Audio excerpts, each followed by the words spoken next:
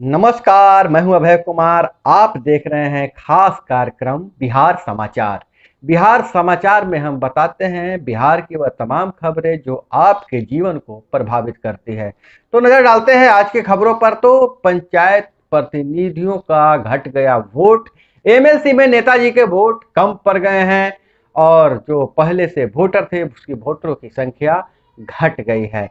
वहीं दूसरी तरफ पंचायती राज विभाग से बड़ी खबर निकल कर आ रही है कि मनरेगा और में पारदर्शिता बरती जाएगी और पंचायत सरकार भवन को सुदृढ़ बनाया जाएगा। और वहीं शिक्षा विभाग से बड़ी खबर निकल कर आ रही है, प्रधान शिक्षक के पद के लिए 6 माह के संवर्धन कोर्स के साथ डीपीई डिग्री वाले भी अब योग्य हैं, वो भी प्रधान शिक्षक के लिए अप्लाई कर सकते हैं। चारा घोटाले में लालू यादव की जमानत याचिका की सुनवाई टली। केंद्र ने माना कि अरवल में 100% घरों में नल का जल मिल रहा है। 10 और जिलों में 95% से अधिक का काम पूरा हो गया है। जैसा कि राज्य सरकार का दावा था कि हम 98% घरों में बिहार के शुद्ध पेयजल पहुंचा रहे हैं। केंद्र सरकार जांच करके उस पर लगा रही है, मुहर लगाना भी बाकी है। नजर डालते हैं अब समाचार विस्तार से अन्य खबरों की ओर। तो पहले हम जैसा कि आपको बताए थे कि नगर निगम नगर निकायों के विस्तार से घट गए हैं नेताजी के वोट। नेताजी के वोट घट गए। एमएलसी चुनाव का जो वोटर लिस्ट शॉर्ट हुआ है क्योंकि बहुत सारे पंचायत जो है नगर निकाय में शामिल हो चुके हैं। 4 अप्रैल से जनप्रतिनिधि चुनेंगे अपना एमएलसी, जनप्रतिनिधि मिलकर अपना एमएलसी चुनेंगे।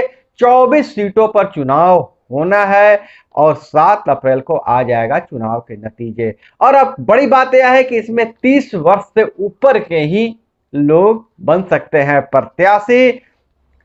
विस्तार का 6 माह का समय पूरा हो गया है, इसलिए नगर निकाय को वोटर स्थानीय प्राधिकार निर्वाचन में नहीं लेंगे हिस्सा।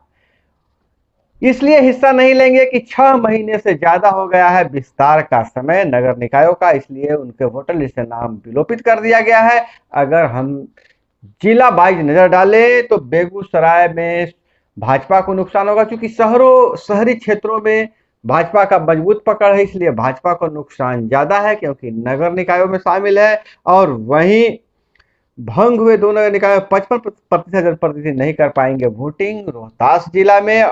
और सिवान में 38 वार्ड पार्षद नहीं दे पाएंगे वोट। कैमूर में 122 इकाइयों के जनप्रतिनिधि नहीं कर सकेंगे वोट। और वहीं नवादा में 197 प्रतिनिधि इस बार एमएलसी चुनाव में वोट नहीं कर पाएंगे। और वहीं बिहार शरीफ और में जदयू को नुकसान हो रहा है तो छपरा में राजद को नुकसान हो रहा है। और वैशाली जिला में 244 प्रतिनिधि वोटिंग से वंचित रहेंगे जबकि गोपालगंज में 60।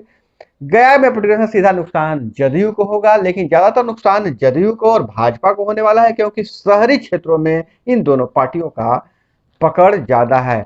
और वहीं शिक्षा विभाग से जो बड़ी खबर निकल कर आ रही है कि प्रधान शिक्षक के पद के लिए जो 6 महीने का कोर्स सरकार द्वारा करवाया गया था शिक्षकों से, जो संवर्धन कोर्स, उसको शुरू में प्रधान शिक्षक बनने के लिए अयोग्य करार दे दिया गया था, लेकिन अब उसकी मान्यता मिल गई है। अब वैसे शिक्षक भी प्रधान शिक्षक के लिए अप्लाई कर सकेंगे। हम आपको बता दें कि 40,506 पदों पर बहाली के लिए अब लगभग 1.5 लाख और शिक्षकों को मिल सकेगा मौका। शिक्षा विभाग ने डीपीई को डीएलएड के समरूप माना, अधिसूचना जारी हो गया है। आवेदन में डीपीई की नहीं थी चर्चा, संघ ने दिलाया था ध्यान। 22 अप्रैल तक कर सकते हैं ऑनलाइन आवेदन। अधिकतम आयु 1 अगस्त 2021 को 60 साल से ज्यादा नहीं होना चाहिए। वहीं मुख्यमंत्री ने पटना मेट्रो रेल निर्माण कार्य की प्रगति के सहित अन्य योजनाओं की समीक्षा की, अधिकारियों को दिए आवश्यक दिशा निर्देश। और मुख्यमंत्री बोले पटना मेट्रो रेल के निर्माण कार्य में तेजी लाया जाए। और वहीं उप मुख्यमंत्री चुनाव प्रचार में है। भाजपा और जदयू नेताओं ने की कार्यकर्ता की बैठक। उप मुख्यमंत्री तारकिशोर ने कहा विधान परिषद चुनाव में सभी 24 सीटों पर होगी एनडीए प्रत्याशी की जीत। वहीं पंचायती राज विभाग से बड़ी खबर निकल कर आ रही है कि मनरेगा योजना में पारदर्शिता बरती जाएगी, उसमें अन्य लोगों को भी शामिल किया जाएगा, जिसके मॉनिटरिंग के लिए जीविका दीदियों को भी लगाया जाएगा। और ग्राम कचहरी के सदस्यों को भी लगाया जाएगा। वहीं दूसरी तरफ पंचायत सरकार भवन को सशक्त बनाया जाएगा, सुदृढ़ बनाया जाएगा। अब वैसे कर्मचारी जो प्रखंड मुख्यालय में बैठे रहते थे, जिनकी पंचायतों में ड्यूटी थी, अब उन्हें पंचायत भवन में बैठने की अनिवार्यता के लिए लेटर निर्देशित कर दिया गया है और वो अनिवार्य रूप से वे अपने पंचायत में ही रहेंगे। और वहीं लालू यादव की जमानत याचिका की सुनवाई टल चुकी है। बांका कोषागार मामले में पेशी अब 30 तारीख को होगी और सीडीपीओ की प्रारंभिक परीक्षा 15 मई को लिया जाएगा। और 10 और आपको बता दें, नल जल योजना से बहुत बड़ी खबर आ रही है कि राज्य सरकार की हर घर नल का जल योजना संपूर्णता की तरफ बढ़ रही है। और अरवल जो है राज्य का पहला जिला बना है जहां के हर घर में नल का जल पहुंच चुका है। जिला के सभी 1,22,64 घरों में नल का जल पहुंच चुका है। आकलन आधार सीडिंग पर किया गया है। केंद्र सरकार ने के आंकड़ों पर के अनुसार यदि अभी देश में 107 जिलों में हर घर नल का जल पहुंच चुका है, अरवल भी इसमें शामिल हो चुका है। तो अरवल पहला ऐसा जिला बना है बिहार का जिसमें 100% घरों में नल का जल पहुंच रहा है। अगर हम बात करें स्वास्थ्य, शिक्षा और बेरोजगारी की, तो बिहार के बजट में हेल्थ की हिस्सेदारी 6.3%, दिल्ली में यह 16% है। समझ जाइए अंतर कहाँ है। वहीं शिक्षा में बिहार ने 19% बजट बढ़ाया है। तेलंगाना देश में 7% के साथ सबसे पीछे है। तेलंगाना 7% बढ़ाया है, बिहार 19% बढ़ाया है, जबकि दिल्ली 25% बढ़ाया है। वहीं बेरोजगारी की बात करें तो राजस्थान, बिहार, हरियाणा, झारखंड में 3 साल से लगातार बढ़ रही है बेरोजगारी।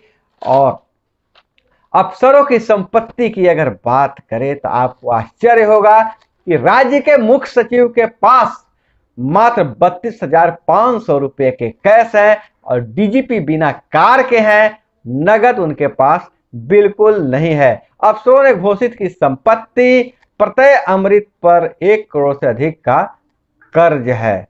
तो हम अभी प्रत्यय अमृत पर 1 करोड़ का से अधिक का कर्ज है। और वहीं परीक्षा पे चर्चा में पीएम मोदी ने कहा, मोदी ने स्टूडेंट पेरेंट्स से संवाद किया और पेरेंट्स व टीचर अपने अधूरे सपनों पर पेरेंट्स व टीचर अपने अधूरे सपने बच्चों पर नहीं थोपे, उन्हें भविष्य चुनने की आजादी दें, पीएम मोदी ने कहा है। और वहीं रूसी विदेश मंत्री पीएम से मिले, कहा भारत विवाद हल करने में कर सकता है मध्यस्थता। लावरोव ने भारतीय विदेश नीति की सराहना की, कहा भारत जो चाहे हम देने को तैयार हैं। यूक्रेन ने रूस में घुसकर तेल डिपो पर हमला किया। और वहीं कमर्शियल सिलेंडर के दामों में बढ़ोतरी की गई है, 250 रुपया हुआ महंगा, जबकि घरेलू सिलेंडर में कोई बढ़ोतरी नहीं की गई है। मार्च में जीएसटी कलेक्शन का रिकॉर्ड वसूली हुआ है, 1.42 करोड़ रुपए की वसूली हुई है। और 8 साल बाद जयनगर जनकपुर रेलखंड पर दौड़ेगी ट्रेन, दोनों का पीएम आज करेंगे उद्घाटन शुभारंभ। आम यात्रियों के लिए 3 अप्रैल से शुरू होगा ट्रेन का परिचालन। और केंद्रीय विश्वविद्यालय में नामांकन के लिए पहली बार संयुक्त प्रवेश परीक्षा का आवेदन आज से। जेईई मेन पहले चरण के लिए आवेदन अब 5 तक कर सकते हैं। 48 घंटे में 1 से 3 डिग्री गिरेगा पारा, 7 जिलों में होगी बारिश। और 3 अप्रैल को भाजपा की राष्ट्रीय बैठक होगी। और वहीं टाटा की बिक्री 67% बढ़ी, मारुति का निर्यात हुआ 2 गुना। और बात करें ललित बाबू की हत्या, आज भी जितना सुलझा है उससे ज्यादा अनसुलझा हुआ है। नए सिरे से जांच के लिए हाईकोर्ट में याचिका। 2 आरोपियों ने कबूला था कांग्रेस के बड़े नेताओं के कहने पर की थी हत्या, सीबीआई ने इसे नकार दिया था। 1975 में सीबीआई डायरेक्टर पहुंचे थे समस्तीपुर, पुलिस की रिपोर्ट खारिज कर दिया गया था। तत्कालीन पीएम इंदिरा गांधी व उनके बेटे संजय गांधी के बेहद करीबी रेल मंत्री ललित नारायण मिश्र की हत्या देश के इकलौता हाई प्रोफाइल मर्डर केस है जो पावर गैलरी को बहुत संदेह भाव से लपेटे हुए है। वो आपको बता दें कि बिहार का सबसे बड़ा हत्याकांड, 47 साल तक जांच, सबसे बड़ा अन्याय, न्याय के लिए अब तीसरी पीढ़ी कोर्ट पहुंच चुकी है। और जेवर सीतामढ़ी से खबर आ रही है, काटा चौकी की घटना है। चोरों ने गैस कटर से काटी 6 क्विंटल वजनी तिजोरी। जेवर की दुकान से तिजोरी काटकर 22 लाख की किया चोरी। और सुप्रीम कोर्ट का आदेश भी नहीं सुनते हैं अफसर। अवमानना के 2000 केस पेंडिंग हैं और युद्ध विराम के बाद भी यूक्रेन विजेता के रूप में उभरेगा, ऐसा विशेषज्ञों का मानना है। और पत्नी ने महिला डॉक्टर से की अभद्रता, साहब ने किया ट्रांसफर, इस्तीफा। घर आकर चेकअप करने का दबाव बनाया जा रहा था। उत्तराखंड की खबर है। और हम नजर डालें, बिहार में कूड़े में बम विस्फोट होते हैं। कूड़े में बम पड़े रहते हैं, बच्चे खेलने जाते हैं और वह बम फट जाता है। लेकिन यह जो मामला दर्ज होता है अज्ञात लोगों पर होता है, जिसका कोई नतीजा नहीं निकलता है। भागलपुर में फिर कचरे में बम विस्फोट। 2 साल में ऐसी 31 घटनाएं हुई हैं। आपको बता दें 31 घटनाएं हुई है। अब तक एक की मौत, 9 बच्चे घायल हो चुके हैं। सड़क पर पड़े बम को बॉल समझा, किसी का हाथ गया, किसी की आंखें गई। आखिर गुनाहगार कौन है, बमबाज या पुलिस, जो 30 धमाकों के बाद भी बनी रही तमाशबीन। यह पहली घटना की हम बात करें कि 22 जनवरी 2022 की जिस बम विस्फोट में तबरेज जख्मी हुआ था, उस केस में पुलिस फाइल में आरोपी अज्ञात है। और वहीं 28/5/2021 में जो मुन्नी का एक उंगली उड़ गया था, उसमें भी आरोपी अज्ञात है। और वहीं मार्च 22 मार्च को 2021 में एक और धमाका हुआ था, कूड़े में बम मिला था, उसमें भी परिजनों से, आरोपी और परिजन में सुलह हो चुका है। वहीं जबकि 22 मार्च को ही 2021 में नाबालिग की उंगली उड़ गई थी, आरोपी से सुलह हो जाता है। तो यह बम विस्फोट का दोषी कौन, जो आरोपी होता है उसे पीड़ित परिवार का सुलह हो जाता है। अब बहुत से मामले में आरोपी अज्ञात होता है। इस पर ध्यान देने की जरूरत है। और हाई कोर्ट की टिप्पणी, नाबालिग के साथ लिव इन में रहने वाला उसका गार्जियन नहीं हो सकता है। नाबालिग के लिव इन मामले में चाइल्ड वेलफेयर कमेटी देखे हाई कोर्ट। जिंद का मामला है, लड़का 21 का और लड़की 17 साल की है, लेकिन लिव इन में रह रहे हैं, लेकिन वह लड़का उस लड़की का गार्जियन नहीं हो सकता है।